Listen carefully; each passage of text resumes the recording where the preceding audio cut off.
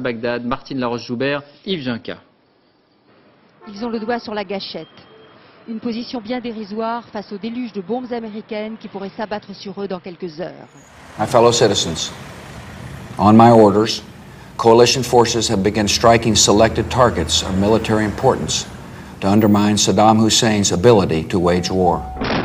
Le choc et l'effroi, c'est le nom de l'offensive américaine. C'est aussi la réalité sur Bagdad depuis l'attaque d'hier soir. 320 missiles seraient tombés sur la capitale irakienne.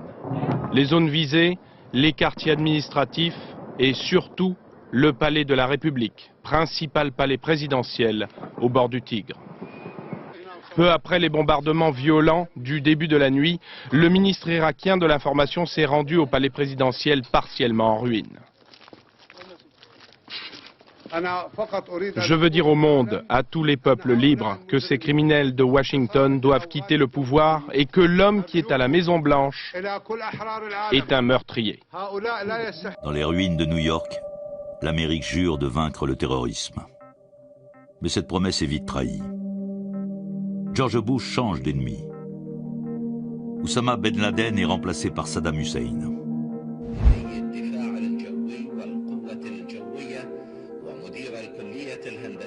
Cette volte-face est le fruit d'une formidable manipulation aux conséquences catastrophiques pour le monde. Il y a eu la guerre en Afghanistan, alors qu'il n'y avait pas un Afghan parmi ceux qui ont commis l'attaque, ni un Irakien. Ils étaient saoudiens, qataris, yéménites, bahreïnis, koweïtiens. Je pourrais me raisonner et me dire que si j'avais démissionné, ça n'aurait rien changé.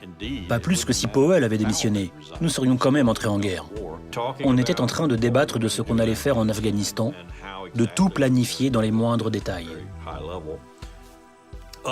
Tout à coup, Paul Wolfowitz intervient et suggère qu'on devrait s'intéresser à l'Irak.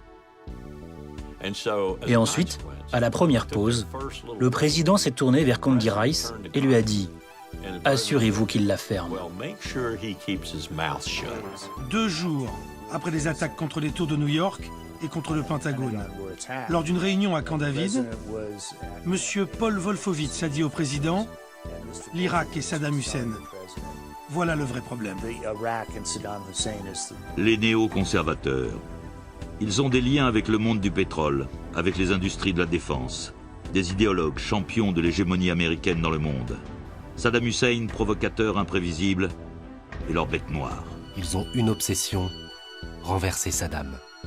Leur doctrine est simple, l'Amérique, vainqueur de la guerre froide, doit pouvoir refaire le monde à son image. Richard Pearl, surnommé le prince des ténèbres, est l'éminence grise du mouvement. Dans l'ensemble, les néoconservateurs pensent que le monde serait plus sûr s'il comptait moins de régimes dictatoriaux et surtout de pays enclins à ouvrir leurs portes aux organisations terroristes. L'Irak semble être le laboratoire idéal pour mettre en pratique leurs théories. Et qu'importe si Saddam Hussein règne sur un régime laïque à 1000 lieues du fondamentalisme d'Al-Qaïda. La question qui a vite tourné à l'obsession dans l'administration Bush peut être résumée ainsi. Qui serait susceptible de commettre un nouvel acte terroriste, cette fois avec des armes de destruction massive, et que pouvons-nous faire pour l'en empêcher? Al-Qaïda attaque les États-Unis et notre réaction, c'est d'aller envahir l'Irak. Malheureusement, je n'ai pas pu m'empêcher de dire ce que j'en pensais aux membres du cabinet. Je leur ai dit que c'était comme si Roosevelt avait réagi à l'attaque de Pearl Harbor en envahissant le Mexique. Janvier 2002, discours rituel de l'État de l'Union. La campagne en Afghanistan est couronnée de succès et le nouveau président Hamid Karzai invité d'honneur. Pourtant, Bush va désigner un nouvel ennemi, l'Irak.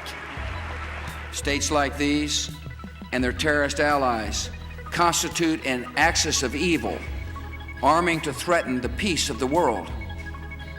by seeking weapons of mass destruction. Pour la première fois, Bush vient d'utiliser le terme « arme de destruction massive ». La guerre des mots et le compte à rebours ont commencé. J'avais le sentiment d'être dans le ventre d'une bête. J'étais au cœur d'un gouvernement, d'une machine sur le point de commettre une erreur monumentale qui aurait des conséquences sur le monde entier. Une course vers la guerre est lancée. La Grande-Bretagne, l'allié indéfectible, va s'en faire le complice zélé. Jack Straw était le ministre des Affaires étrangères de Tony Blair. À partir de février-mars, les discussions se sont multipliées à Washington, puis entre Washington et le Royaume-Uni. Un argument pourra être bâti autour des armes de destruction massive, même si l'excuse est, dit le texte, usée jusqu'à la corde. Nulle part n'est évoquée la possibilité de dire non aux Américains, bien que Blair fait savoir tout au long de l'année qu'il ne fera rien sans l'aval des Nations Unies. Dans un message à Blair avant le voyage aux États-Unis, Jack Straw attire l'attention du Premier ministre sur le fait qu'il n'y a aucun lien direct entre Irak et Al-Qaïda. Mais le Premier ministre est en fait venu chercher sa feuille de route. La relation USA-Grande-Bretagne est ainsi faite. C'est une véritable névrose dans le système politique britannique. Ne pas se détacher des États-Unis. C'est toujours la même chose. Nous sommes des alliés, donc s'il y a des problèmes, dans la mesure du possible, on essaie de les régler en famille. À peine plus de 100 jours après les attaques du 11 septembre, l'Amérique a besoin de vengeance. Les néoconservateurs veulent saisir l'occasion. Richard Pearl publie une véritable déclaration de guerre. Le même jour, Bush reçoit Franks dans son ranch au Texas. Devant les journalistes, les deux hommes parlent des succès contre les talibans. In Afghanistan, well, Taliban gone, the country secure, the country stable. We will destroy the Al-Qaeda terrorist network inside Afghanistan. It will take as long as it takes. Thank you all. Après un rapport qui était plutôt optimiste, le général m'a demandé de le suivre dans son bureau. Et la première chose qu'il m'a dite, nous ne faisons plus la guerre en Afghanistan. J'ai été très surpris. Je lui ai demandé ce qu'il voulait dire et il m'a répondu que des unités très importantes, comme les forces spéciales, étaient transférées d'Afghanistan pour se préparer à une guerre en Irak. C'est la décision la plus lourde de conséquences prise par Bush. La lutte contre le terrorisme passe au second rang au profit d'une guerre conventionnelle dans la région la plus instable du monde. Ils ont préparé une opération de propagande de grande envergure pour vendre la guerre. Au moment où la presse était la plus réceptive à ce que l'administration pouvait dire sur ses efforts pour protéger les États-Unis d'une nouvelle attaque.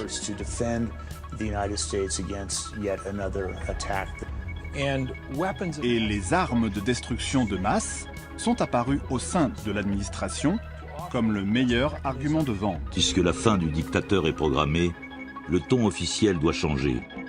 Et Washington présente Saddam Hussein comme une terrifiante menace. This is a regime that has something to hide from the civilized world. States like these and their terrorist allies constitute an axis of evil. Aucun État terroriste ne présente une menace plus immédiate ou plus grande pour la sécurité de son peuple ou la stabilité du monde que le régime de Saddam Hussein en Irak. Pour être clair, il n'y a aucun doute que Saddam Hussein possède un arsenal d'armes de destruction de masse. À Rome, un dossier des services secrets militaires italiens, le SISMI, arrive à l'ambassade américaine. Il évoque une vente secrète d'uranium à l'Irak par le Niger. Pour ne pas être en reste, les services secrets allemands offrent eux aussi leur soutien. Ils fournissent aux Américains les révélations d'un transfuge irakien, nom de code Curveball. Il assure que Bagdad fabrique du poison dans des laboratoires mobiles.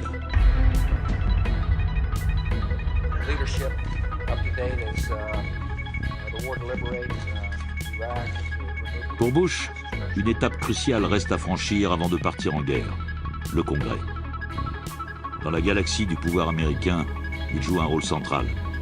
C'est à lui que l'exécutif doit demander le feu vert pour lancer le pays dans une aventure militaire. Simple formalité, puisque Bush détient la majorité. Mais Bob Graham va tenter de stopper cette course folle vers la guerre.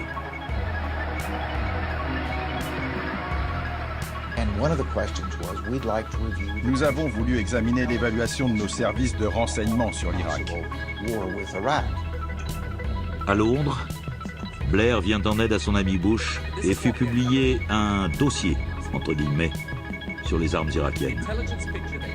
Elles peuvent être mises en œuvre en 45 minutes. Et l'Irak cherche de l'uranium en Afrique pour fabriquer une bombe atomique. Début octobre 2002, au Congrès américain, une résolution autorisant la guerre est soumise au vote.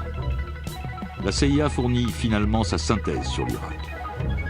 Classée top secret, il faudra attendre 2015 pour que cette synthèse soit mise à la disposition du public.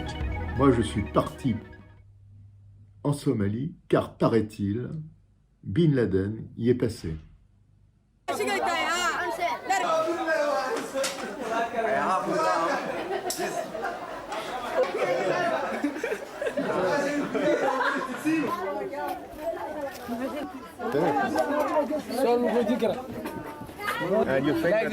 I am ready to fight in American and Britain. You are ready to go to go and Afghanistan, yes. Now I'm ready. Retour de Somalie. L'Irak produirait des armes de destruction massive. Saddam Hussein's regime is a grave and gathering danger. To suggest otherwise is to hope against the evidence in deploying the most terrible weapons. George Bush ne se contente pas de piéger les Nations Unies, au premier rang desquels les membres du Conseil de sécurité. Il menace directement l'Irak. And if an emboldened regime were to supply these weapons to terrorist allies, then the attacks of September the 11th would be a prelude to far greater horrors.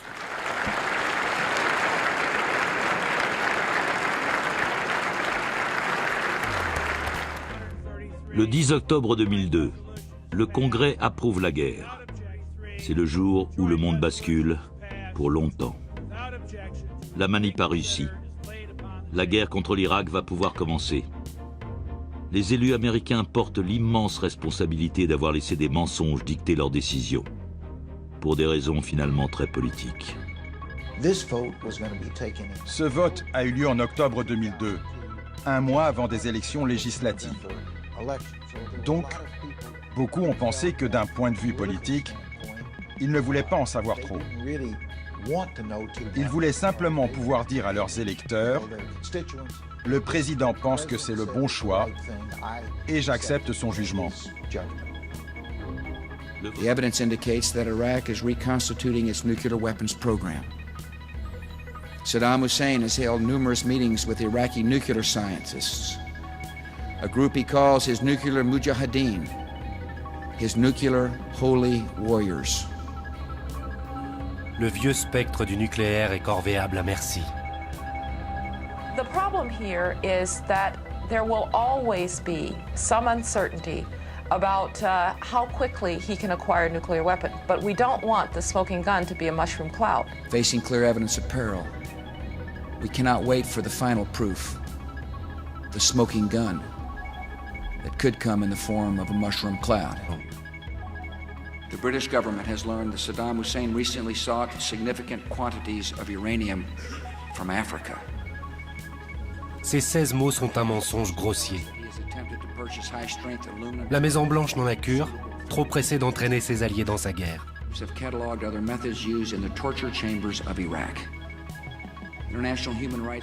En février, alors que les préparatifs militaires sont à plein régime, la situation diplomatique, elle, est bloquée. Bush sent que malgré tous ses efforts, il n'arrive pas à convaincre. Pour faire basculer l'opinion internationale, le président Bush sait qu'il a besoin du personnage le plus crédible de son clan. Colin Powell, héros national, va engager son crédit moral et politique pour remporter l'adhésion des membres des Nations Unies. Sa mission de la dernière chance, expliquer au monde pourquoi l'Amérique veut cette guerre à tout prix. Powell, prévenant, dit à l'assistance que certains détails vont être difficiles à comprendre. The photos that I am about to show you are sometimes hard for the average person to interpret, hard for me. Toute la diabolisation de l'Irak est là. Powell accuse Saddam d'avoir transformé en arme de guerre à peu près toutes les maladies de la planète. Causing diseases such as gas gangrene, plague, typhus, tetanus, cholera, camelpox, and hemorrhagic fever. Second, when Iraq finally admitted having these weapons in 1995, the quantities were vast. Less than a teaspoon of dry anthrax, a little bit about this amount. Powell a apporté tous les accessoires du parfait représentant en mensonge qu'il est venu vendre aujourd'hui. Il continue sa performance avec des peintures de laboratoire biologiques mobiles. Mais le témoignage qui a permis à la CIA de réaliser ces tableaux provient d'un chauffeur de taxi irakien que Tenet considérait comme faux. Aucun laboratoire, mobile ou pas, ne sera jamais découvert. This video of an Iraqi test flight shows an Iraqi F-1 Mirage jet aircraft. Note the spray coming from beneath the Mirage. That is 2,000 liters of simulated anthrax that a jet is spraying. Le Mirage F-1 avait été en fait détruit en 91. Les sites censés abriter les armements chimiques seront visités les jours suivants par les inspecteurs des Nations Unies. Ils n'y trouveront rien. En 1 heure de discours, Powell vient de brûler la réputation d'une vie.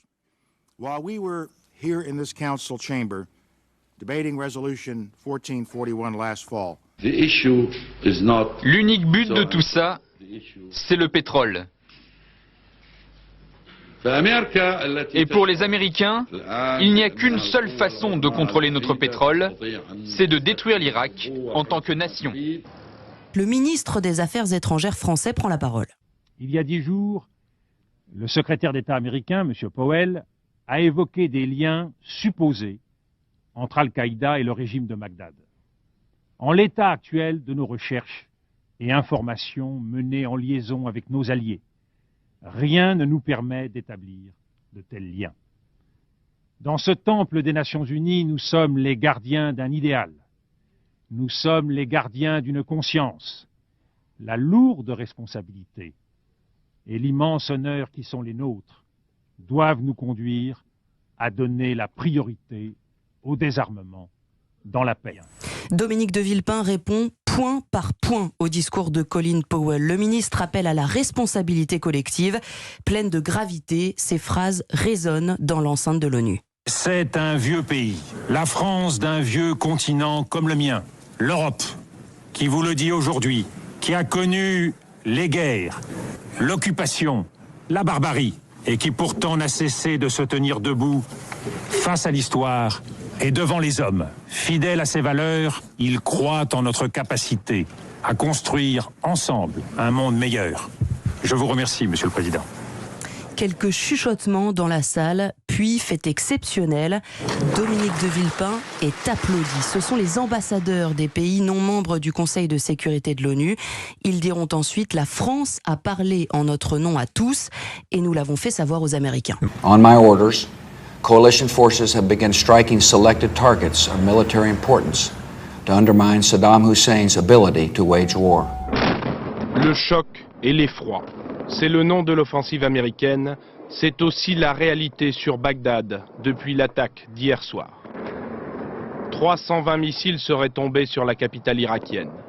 Les zones visées, les quartiers administratifs et surtout le palais de la République, principal palais présidentiel au bord du Tigre. Peu après les bombardements violents du début de la nuit, le ministre irakien de l'information s'est rendu au palais présidentiel partiellement en ruine. Je veux dire au monde, à tous les peuples libres, que ces criminels de Washington doivent quitter le pouvoir et que l'homme qui est à la Maison-Blanche est un meurtrier. Et on fait le point maintenant sur la situation à Bagdad. Nouveau bombardement ce soir et nouveau message de Saddam Hussein. Yann Fronty. Un épais nuage de fumée noire enveloppe Bagdad de jour comme de nuit. Au loin, on peut voir les cibles touchées par les bombes. Certains quartiers sont rongés par les flammes. Au 13e jour de l'offensive lancée contre le régime irakien, la ville est pilonnée en permanence. Depuis maintenant une quinzaine de jours, la coalition des troupes américaines et britanniques progresse vers Bagdad. Une seule route pour être dans la capitale irakienne avant la bataille que nous croyons inéluctable entre les troupes d'élite de l'armée de Saddam et les forces américaines est celle qui passe par la Syrie. Alors j'arrive en Syrie quelques jours plus tard. L'armée syrienne est en état d'alerte. Le poste frontière irakien. Personne en vue, puis soudain, un petit groupe d'hommes, les forces spéciales américaines. Il semble n'être qu'une poignée. On nous déconseille d'aller plus loin. Les forces de la coalition ne pourront pas nous protéger dans ce no man's land, qui est le long ruban d'autoroute qui nous mène à Bagdad. Des bandes de pillards ont été signalées et ils ont ainsi mis à sac de nombreux convois d'approvisionnement américains. En fait, nous ne voyons que des traces de bombardements et de trafic d'objectifs qui ne sont pas apparemment militaires.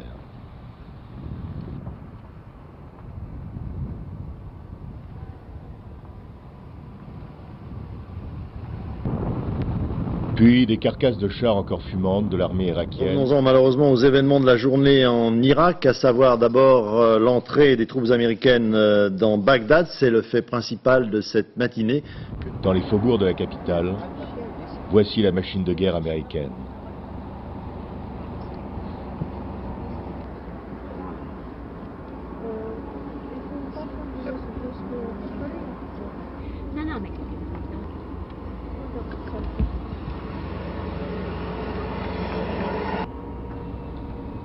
Avec ses chars Abrams en position et ses hélicoptères de combat.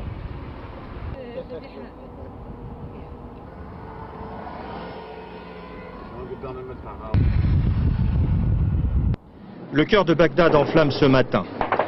Le principal complexe présidentiel fait l'objet de l'attaque des blindés américains.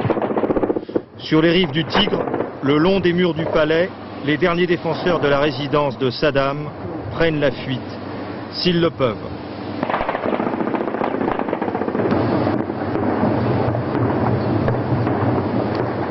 Bagdad est finalement tombé sans livrer bataille. Les généraux fidèles à Saddam ont passé un accord avec les Américains. Les troupes de la garde présidentielle, qui devaient combattre, se sont évaporées.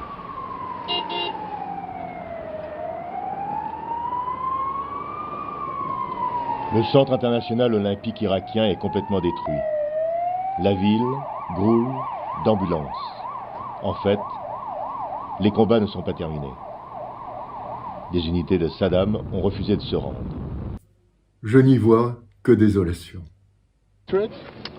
Why destroy this region? This region not army. Les démineurs de l'oncle Sam ont fait sauter un dépôt de munitions, sans prévenir les habitants des alentours. Bilan, une dizaine de morts. دمر الشعب جوع قتل سلب نايب ليش علم وديش علم نفط احنا بكل الاحوال صار 30 سنه مستفادين من النفط خلي ياخذ النفط هذا ابو شيد النفط خلي ياخذ النفط كافي جعنا صرنا شهر قاعدين لا اكل لا شرب لا ما نشتغل خلي تركنا واحد يبوق بالله الكهرباء قل على الكهرباء بوش العراق بذمتهم العراق بذمه بلير العراق بذمه بوش العراق بذمه العرب العراق بذمه بوش بلير ارهاب هذا بلير صور هاي الحريه اللي يريدوها هاي الحريه هذا احتلال وارهاب هاي الحريه يريدوها هذا حريه العراق هذا هو بوش وصدام وبلير ارهاب بوش صدام ارهاب